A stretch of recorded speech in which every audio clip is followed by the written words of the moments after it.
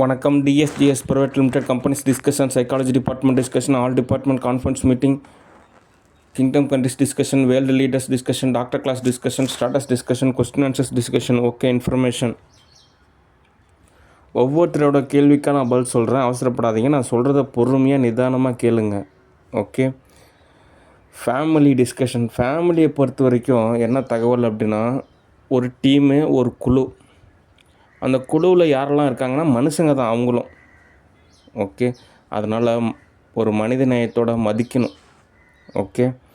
அடுத்து ஃபேமிலியை பொறுத்த வரைக்கும் நான் சொல்லக்கூடிய தகவல் எல்லாமே நீங்கள் ஃபாலோ பண்ணணும். ஓகே. அதாவது நான் என்ன சொல்கிறேனோ அதை தான் நீங்கள் செய்யணும். ஓகே. அந்த வகையில் ஒரு மைய கோட்பாடாக எங்கள் சித்தப்பா ஃபேமிலி தான் தோதான மாதிரி ஒரு சூழ்நிலை. ஆனால் இப்போ தான் எல்லாமே ஒரு மாற்றம் ஏற்பட்டிருக்கு. இதுக்கு மேலே திலகவதி கொஞ்சம் கொஞ்சமாக திருந்த போகிறாங்க. அதுக்கப்புறம் நிறையா நன்மை கிடைக்க போகுது. ஓகே. சரி, அடுத்து இந்த கிச்சிப்பாளையத்தில் ஒரு குலதெய்வம் கோயில் ஒன்று இருந்தது. அது சம் சுச்சுவேஷனால் அது இடிக்கப்பட்டுச்சு. அதுக்கப்புறம் திரும்ப கட்டலான்னு பார்த்தாங்க. அதுக்கப்புறம் அந்த பணி அப்படியே தான் இருக்குது. அது ஒவ்வொருத்தரும் ஒரு 10,000மோ ஒரு 5,000மோ காசு கேட்குறாங்க. எல்லாம் கலெக்ஷன் பண்ணிட்டு அந்த கோவில் கட்டலாம் அப்படின்றாங்க. ஆனால் அந்த கோவில் கட்டினாலும் அந்த நிலமும் அங்கே இருக்கக்கூடிய கோவிலும் வேற ஒருத்தருக்கு சொந்தம் அப்படின்னு சொல்கிறாங்க. அப்படின்றனால நம்ம ஒரு புதுசாக ஒரு நிலம் வாங்கி புதுசாக தான் ஒரு கோவில் அமைக்கணும். ஆனால் அது கொஞ்சம் செலவாகும். அது சம்பாரிச்சிக்கலாம். ஓகே, சம்பாரித்து கோவில் கட்டலாம். அது வரைக்கும் கொஞ்சம் பொறுமையாக காத்திருக்கணும். ஓகே. அடுத்து ஃபேமிலியை பொறுத்த வரைக்கும் ஒவ்வொருத்தருமே ஒரு தனித்தனி வீட்டில் தான் வாழ்கிறாங்க. அந்த காலத்தில் தான் கூட்டு குடும்பம் இருந்தது. ஒரு 4-5 குடும்பம் ஒரே இடத்துலையே வாழ்வாங்க. ஆனால் இப்போ அப்படி கிடையாது. எல்லாம் தனித்தனி குடும்பமாக தான் வாழ்கிறாங்க. ஓகே. அதனால் ஒவ்வொருத்தரோட வசதியாக வாழணும். ஓகே. வசதியாக வாழ்கிறப்ப தான் ஒரு குடும்பத்துலேருந்து இன்னொருத்தர் ஒரு குடும்பத்துக்கு போகிறாங்கன்னா அதிகபட்சம் நீங்கள் ஒரு வாரம் அங்கே தங்கிக்கலாம். அங்கே எல்லா வசதியுமே இருக்கும். அங்கே நீங்கள் தங்கிக்கலாம். அடுத்து யதார்த்த ரீதியாக அந்த காசு எதிர்பார்க்குறது தான் மனஸ்தாபம் ஏற்படும். ஏதோ ஒரு தொகைனா ஓகே, லட்சக்கணக்கில் வேணும் அப்படின்னா தான் ரொம்ப சிரமம். ஏன்னா அவங்களும் உங்களை மாதிரி தான். ஓகே. ரொம்ப அதிகமாக சிரமம் ஏற்படுத்துன்றது சரி கிடையாது. ஓகே. அதனால் சாப்பாடா, தங்குறதுக்கு இடமா அப்படின்னா ஓகே, ஏதோ ஓரளவு தொகைனா ஓகே. ரொம்ப தொகைனா ரொம்ப சிரமம். ஓகே. அந்த ஒரு விஷயத்த மட்டும் நீங்கள் புரிஞ்சுக்கிட்டீங்க அப்படின்னா ஃபேமிலிக்குள்ளே ஒரு மனஸ்தாபமே ஏற்படாது. ஓகே. ஒரு ஒற்றுமையாக, ஒரு பண்பாக, பக்குவமாக நடந்துக்கலாம். ஓகே. அடுத்து வசதி அப்படின்றப்போ எல்லார் வீட்லேயும் அடிப்படை வசதி நிச்சயமாக இருக்கணும். முதலாவது ஒரு சொந்த நிலம் இருக்கணும். சொந்தமாக ஒரு வீடு இருக்கணும். அதுக்கப்புறம் பாத்ரூம் வசதி இருக்கணும். அதுக்கப்புறம் தண்ணி டேங்க் வசதி இருக்கணும். அதுக்கப்புறம் ஏசி இல்லைனாலும் பரவாயில்ல, fridge, washing machine, sofa set, TV, bed, இதெல்லாம் அத்தியாவசியமான ஒரு தேவை. இதெல்லாம் அமைச்சிக்கணும். அடுத்து அந்த டிவி பார்க்குறப்போ சன் டைரக்ட் அப்படின்னு சொல்லிட்டு ஒரு ஒரு கொடை, அது பேர். அப்போல்லாம் கேபிள் டிவி தான் இருந்தது. ஆனால் இப்போல்லாம் அதிகமாக கேபிள் டிவி ரொம்ப கொஞ்சம் ரேராக இருக்குது. அதனால் இப்போ எல்லோரும் கொடை வாங்கி வச்சுக்கிறாங்க. ஆனாலும் டாடா ஸ்கைன்னு ஒரு கொடை இருக்குது. அதை வாங்கி வச்சுக்கிங்க. அதில் நிறையா டிஸ்கவரி சேனலு, நேஷ்னல் ஜியோகிராஃபிக், நிறைய நாலேஜபுளான சேனல்ஸ்லாம் இருக்கும். ஓகே. சன் டிவியை பொறுத்த வரைக்கும் தங்கம் தான், வைரம் தான், வெள்ளி தான், வைடூரியம் தான். ஆனாலும் ஒரு சில வருஷத்துக்கு முன்னாடி பயங்கரமாக போட்டு வறுத்தெடுத்துருக்காங்க சேனல்லையே.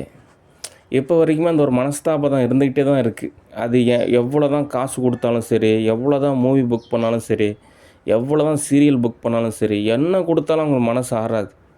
அந்த ஒரு ஏதோ ஒரு வகையில் ஒரு நெருடலாகவே இருக்கும். அதெல்லாம் வருடங்கள் போக போக தான் சால்வ் ஆகும்.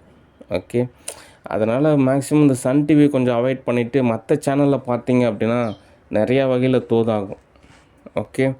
அடுத்து ஃபேமிலிக்குள்ளேயே பொறுத்த வரைக்கும் இந்த மாதிரி நீங்கள் பேசினா தான் நான் பேசுவேன், நான் பேசினா தான் நீங்கள் பேசுவீங்களா, அப்போலாம் நினைக்கவே கூடாது. இப்போ நமக்கு ஒரு உணர்வு தோணுதா, உடனே நம்ம ஃபோன்லேயோ இல்லை நேர்லேயோ போய் பேசணும்.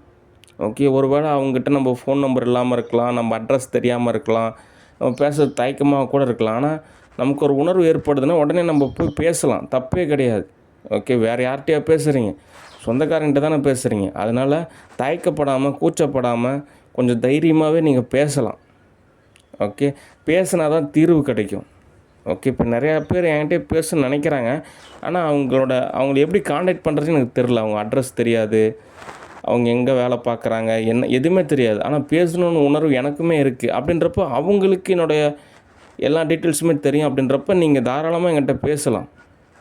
ஓகே, பேசினா தான் அடுத்து என்ன தோது அப்படின்றத நம்ம தோது பார்க்குறதுக்கு கரெக்டாக இருக்கும். ஓகே, அடுத்து படிப்படியாக காசு கிடைக்கிறப்போ இந்த கன்ஸ்ட்ரக்ஷன் சம்மந்தமான ஒரு நிறுவனம் அமைக்கிறப்போ பொதுவாக வேலை எப்பயுமே இருந்துகிட்டே இருக்கும். அதுக்கு தகுந்த மாதிரி காசும் கிடச்சிக்கிட்டே இருக்கும். ஒவ்வொரு வகையாக தோது பார்த்துக்கலாம். அவசரப்படக்கூடாது. அதே சமயத்தில் மனசை போட்டு உடைக்கக்கூடாது. ஓகே, ஒரு விஷயம் தெரிலனா சொல்லிக் கொடுக்கலாம். அது அப்படி இல்லைங்க, அது இப்படி தாங்க, இப்படி செஞ்சீங்கன்னா சரியாயிருங்க அப்படின்ற மாதிரி சொல்லிக் கொடுக்கலாமே தவிர மனசை போட்டு உடைக்கக்கூடாது. ஓகே, அது போன ஜென்ரேஷனெல்லாம் போட்டு பயங்கரமான கொடுமை தான், சித்திரவதை தான், ரணரணமாக வேதனை தான். சரி, ஓகே, கடந்து போனதையே நினச்சிட்டு இருந்தா இனி அடுத்து நம்ம என்ன செய்யணுமோ அதை தான் தோது பார்க்கணும். அதனால் நடந்த கசப்பு எல்லாத்தையும் மறந்துடுங்க. ஓகே, இனிமேல் எப்படி வாழ்க்கையானது ஒரு இனிப்பாக நடத்திக்கலாம், எப்படி ஒரு நல்லபடியாக வாழ்க்கை அமைச்சிக்கலாம், அதுக்கு என்ன செய்யலாம் அப்படின்றது படிப்படியாக தான் தோது பார்க்கணும். எடுத்தோன்னே அவசரப்படக்கூடாது. ஊருப்பட்ட கடன் வாங்கக்கூடாது, ஊருப்பட்ட லோனு வாங்கக்கூடாது, அனாவசியமாக யாரும் வீட்டு வாசலில் வந்து நிற்கக்கூடாது. இதெல்லாம் ஒரு கௌரவமான ஒரு வாழ்க்கையை நம்ம தான் அமைச்சிக்கணும். யாரோ அமைச்சு தருவாங்கன்னு நினைக்கக்கூடாது. படிப்படியாக தான் ஒவ்வொன்றா அமைச்சிக்கணும். அவசரப்படக்கூடாது. அதுக்காக முயற்சி செய்யணும், அதுக்காக பாடுபடணும். ஓகே, அப்போனா தான் எல்லாமே ஒரு சுமூகமாக இருக்குது. அது என்ன பண்ணுறது, எல்லாமே ஒரு பயாலஜிக்கலான ஒரு சிஸ்டமாக இருக்குது.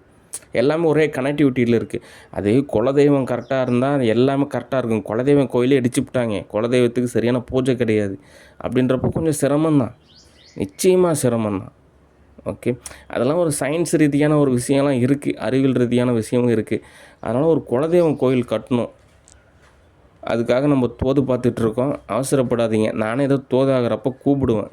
ஓகே, ஒரு நல்ல ஒரு வசதியான ஒரு வீடு அமைச்சிட்டோம் அப்படின்னா நீங்கள் தாராளமாக வந்து என் கூட ஒரு வாரம் தங்கலாம். ஓகே, அப்போ சகஜமாக பேசலாம். ஓகே, அதனால் நீங்கள் எதுவும் நினச்சிக்காதீங்க. நல்லபடியான ஒரு சந்தோஷமாக இருங்க. ஓகே, அப்போ தான் நல்ல விஷயம் நிறையா நடக்கிறதுக்கு நிறையா வகையில் தோதாகும். ஓகே, சரி, நான் உங்களை திரும்ப கூப்பிட்றேன். ஓகே, சரி, அடுத்த தகவல்